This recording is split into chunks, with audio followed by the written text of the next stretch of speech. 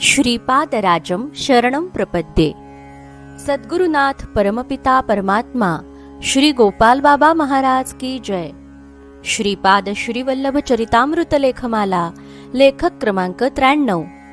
अग्निवर्चस्व गुपित आणि संपूर्ण चरितामृत।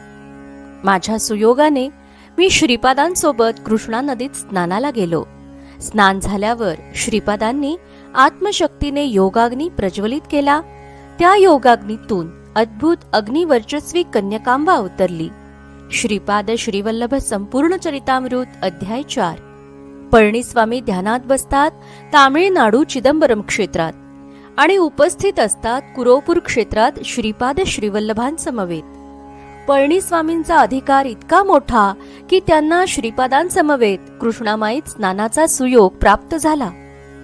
पुढील वाक्य महत्वाचे आहे की स्नानानंतर श्रीपादांनी आत्मशक्तीने योगाग्नी प्रज्वलित केला व त्यातून अग्निवर्चस्वी श्रीपाद सहोदरी श्री वासवी कन्यका परमेश्वरी कन्यकांबा माता प्रकट झाल्या।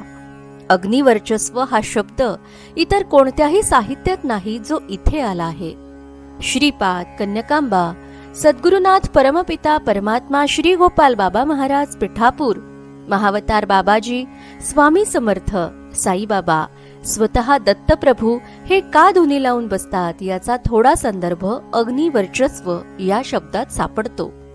स्वतः बापनाचार्य अप्पलराज शर्मा हे तर अग्निकुंडात उतरत त्यांना अग्निस्पर्श करू शकत नसे।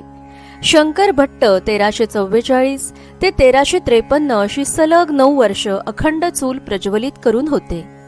गिरनार, माहूर, खंडवा, शिर्डी आणि पिठापूर आश्रमात अखंड धुनी का आहे हे याच्या मागचं गुपित असेल। गोपाल बाबा म्हणत, यह परमात्मा का काम है। यातच सर्व आले। हिराचंद गोपालचंद कोठारे, दिगंबरा दिगंबरा श्रीपाद वल्लभ दिगंबरा।